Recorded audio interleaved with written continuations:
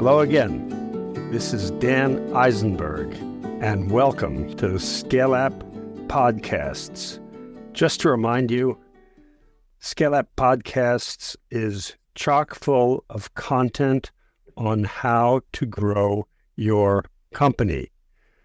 This is not for startups who are just trying to figure out who they are. This is for scale-ups who already understand something about what they're doing in the marketplace, already have achieved some product market fit. That's going to be one of the topics of our conversation today.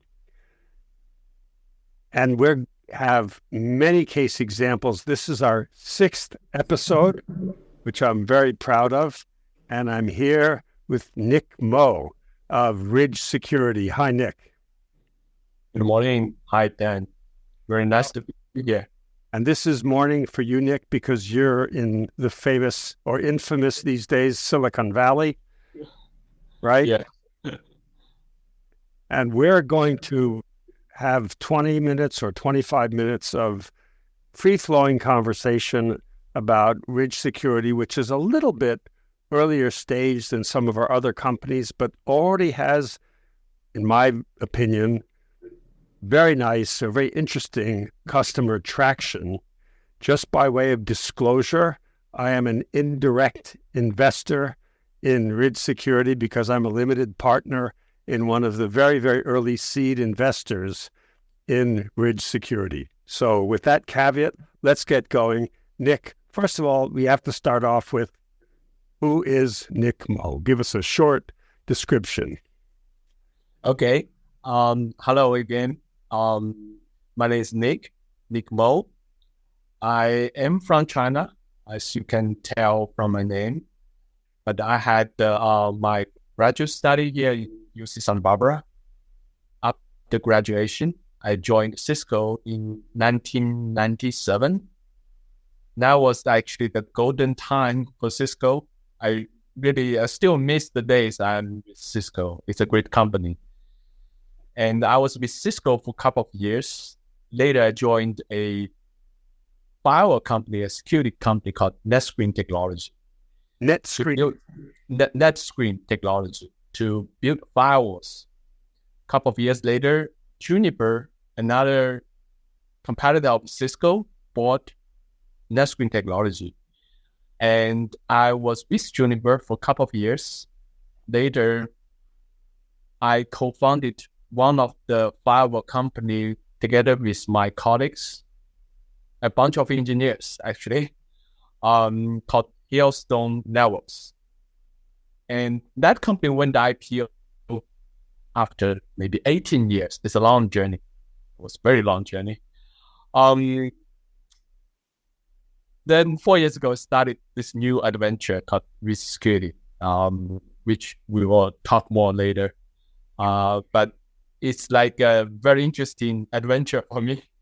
So that's very interesting that you have already a very successful IPO under your belt. By the way, I have to say, cut yourself a little bit of slack because 18 years to go public these days is not that long a journey. I think it was a very small window of time or short window of time in which companies could go public in 5, 6, 7, 8 years. But that, I think, was the historical aberration, not the rule. So don't be so hard on yourself. And that experience it's interesting. It'd be very interesting to. So first of all, let's have you describe in just a few sentences for the, let's say, intelligent layperson, what is Ridge? Okay, we are trying to use latest AI technology to innovate in the space of offensive security.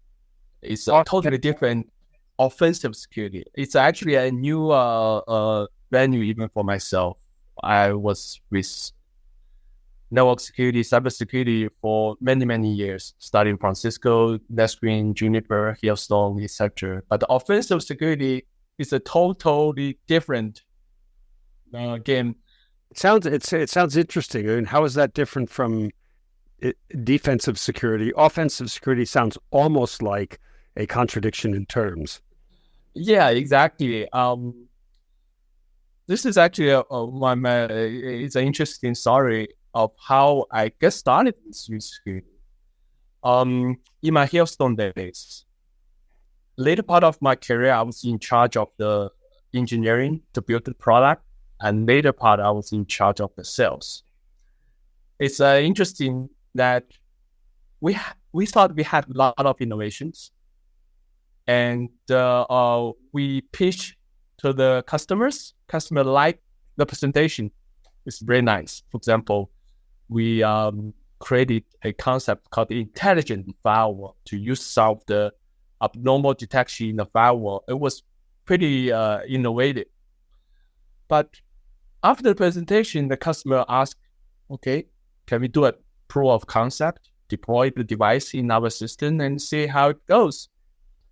Maybe after months or a week or months, nothing happened. We were puzzled. Okay, what do we do? If at that period of time, no bad guys were doing bad things, how can I show my defense works? Nobody breaks your window.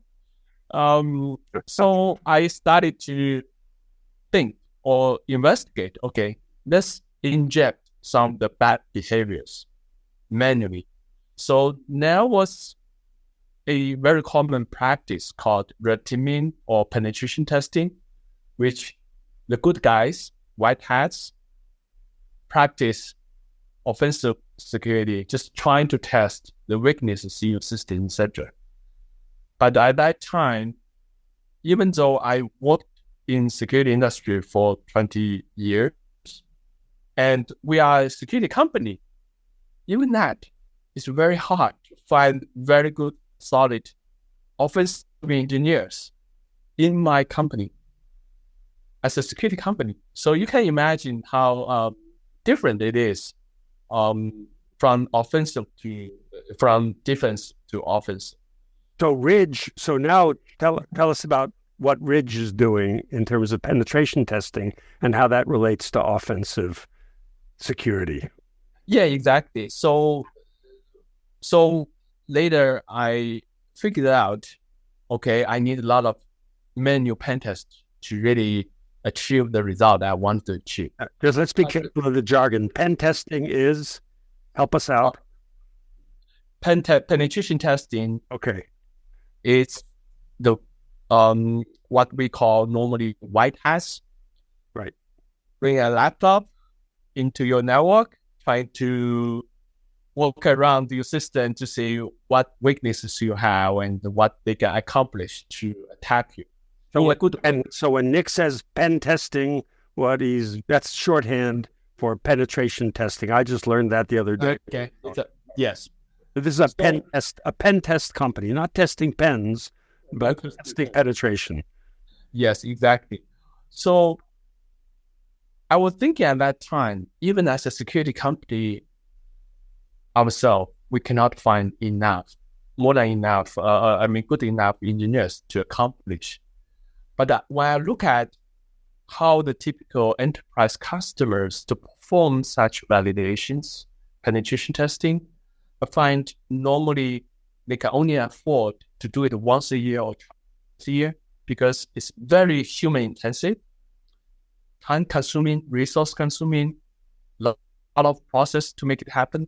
And mostly they rely on the outsourced consulting company to do it.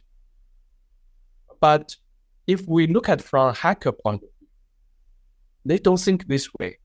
They are not going to wait when you say, okay, I just finished my pen testing. I'm okay now. I fixed everything. Please come hack me. They're not going to do that. They always try to attack you when you're not prepared.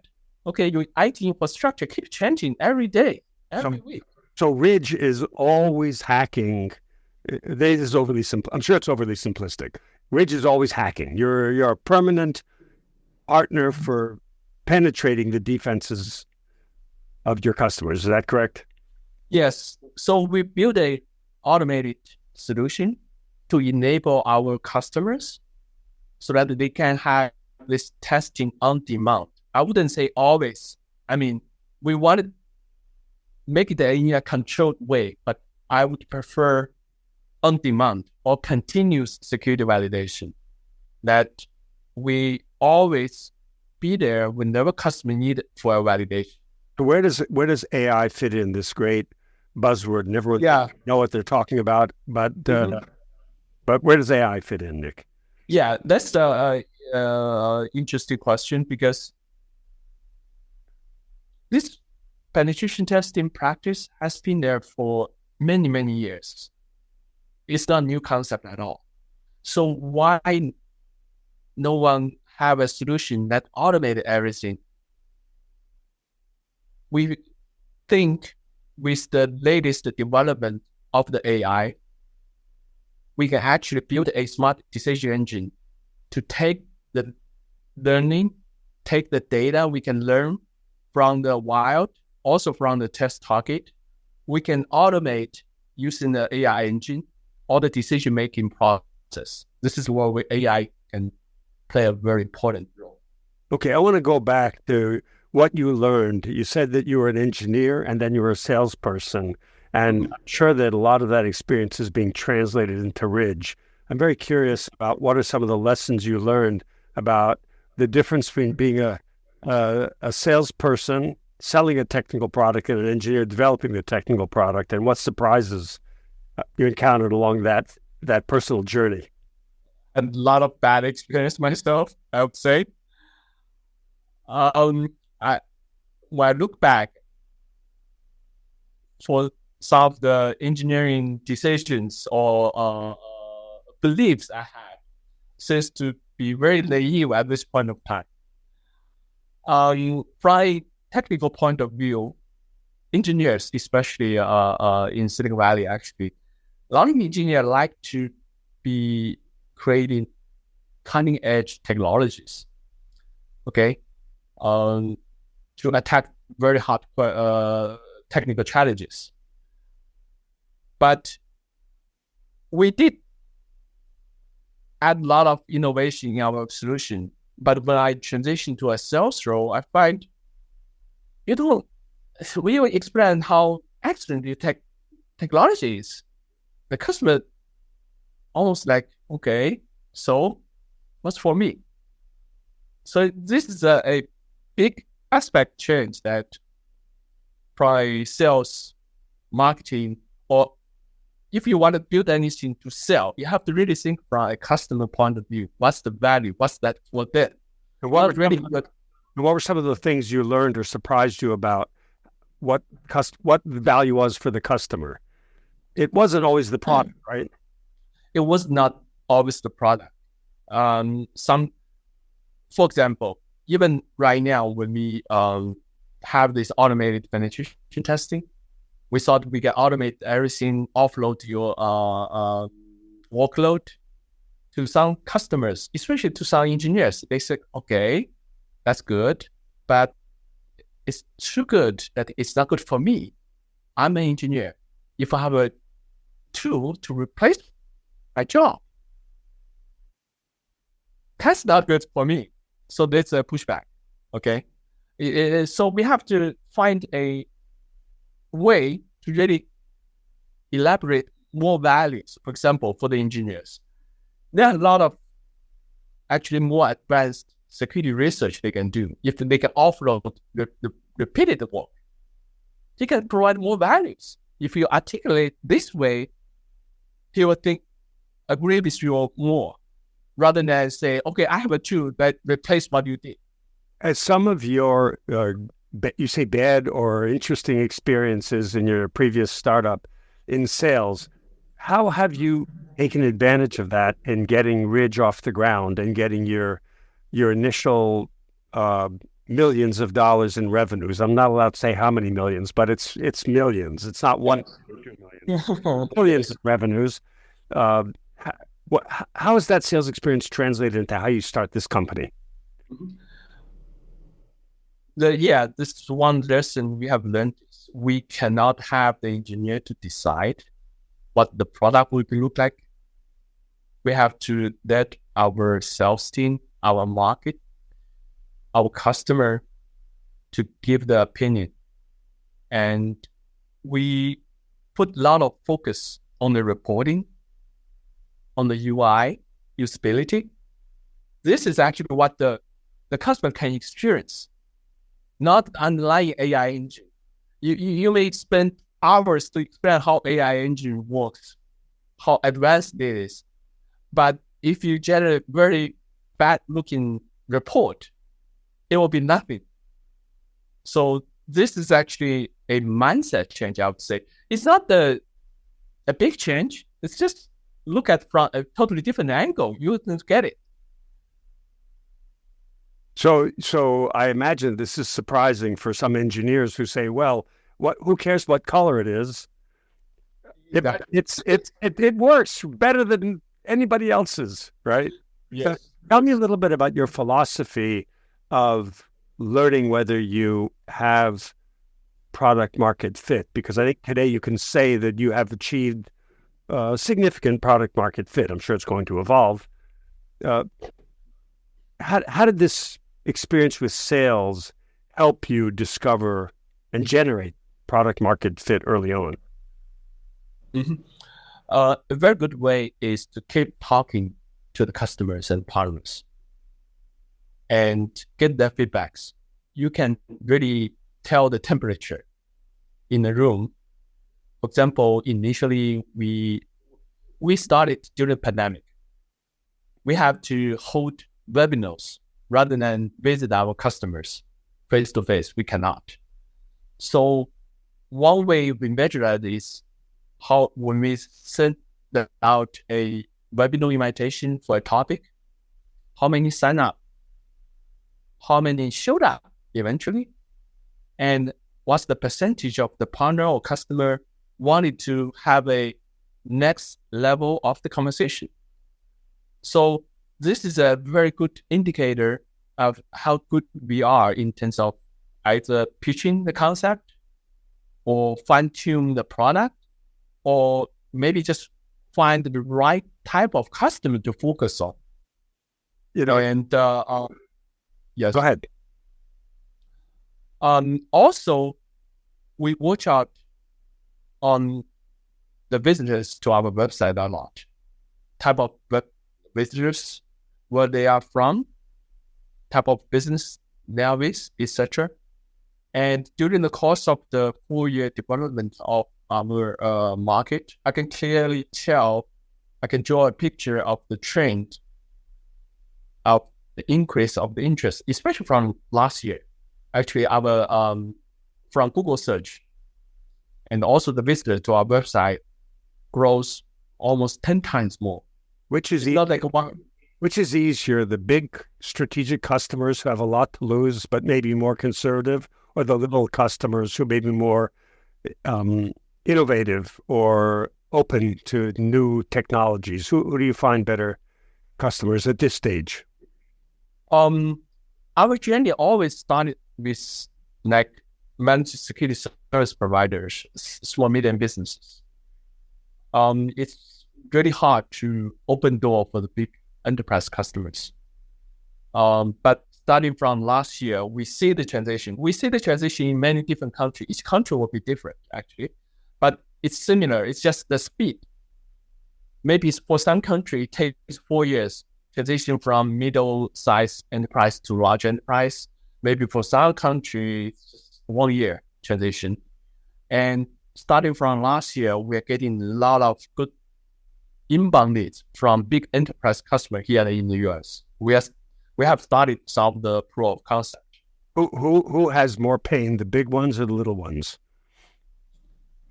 I would say, of course, per deal size, we like to work with big accounts.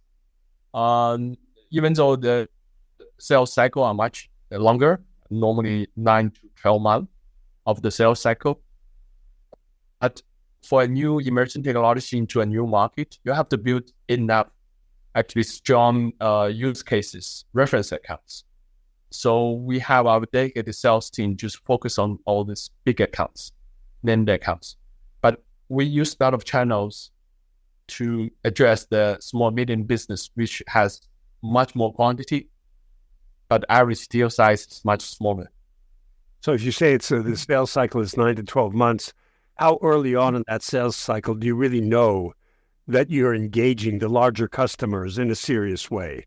Does that happen pretty quickly, or does it take a long time? It varies from country to country. We had very good experience in the countries like Mexico, even in Europe.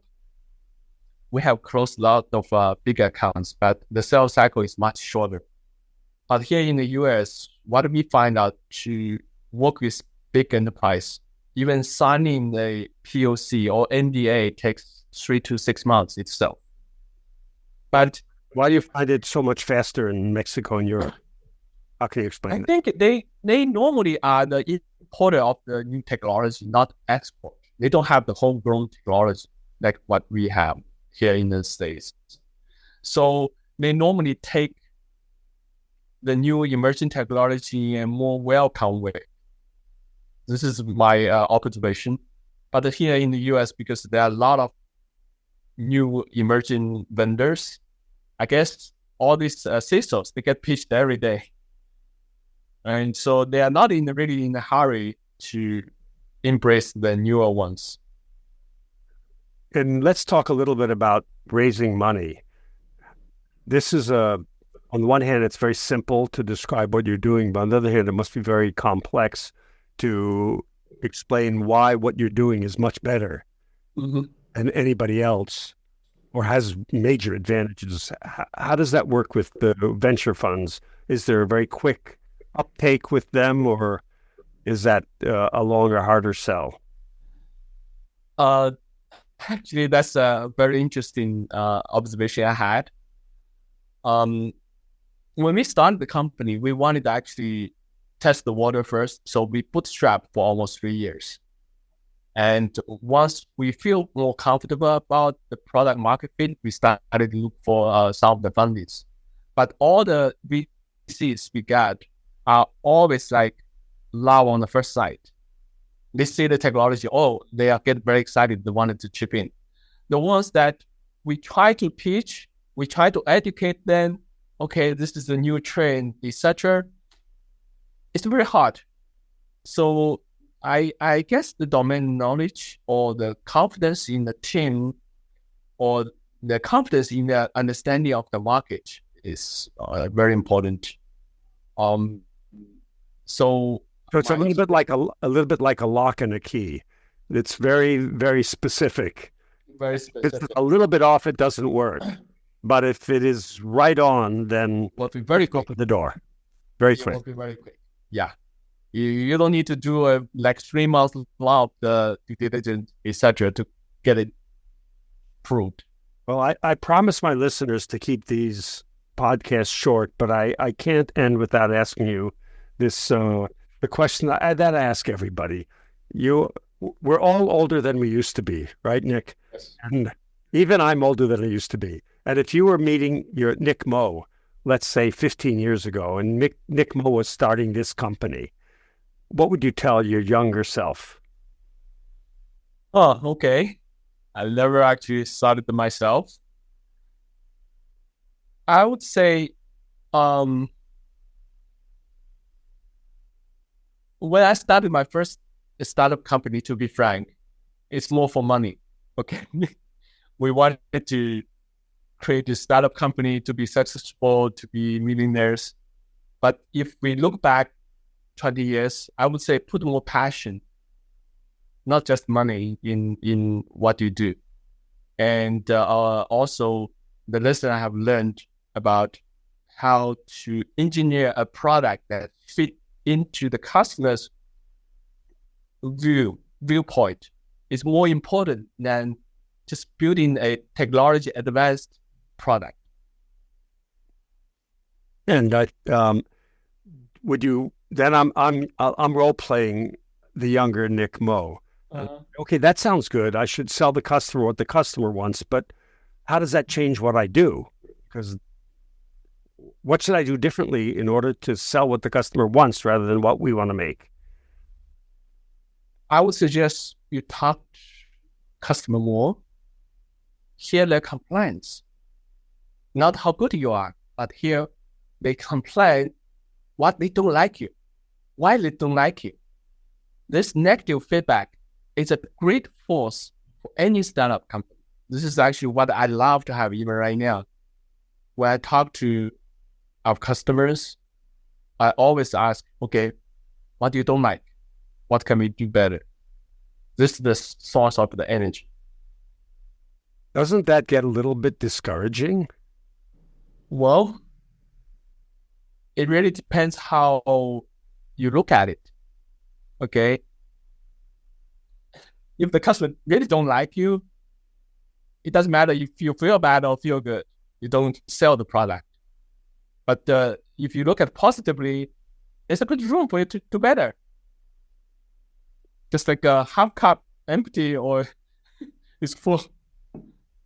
Thank you very much, Nick Mo. We're going to have to end now, but I want to thank you and wish you and Ridge Security all the best success. And all I can say is if you keep growing anything close to the rate that you've grown so far and you keep growing like that in the future, this is going to be a company that we're all going to hear an awful lot about in the next few years. And I really hope that's true for you and also, of course, for your investors. Thank you very much, Nick. Thank you, Dan, for the opportunity.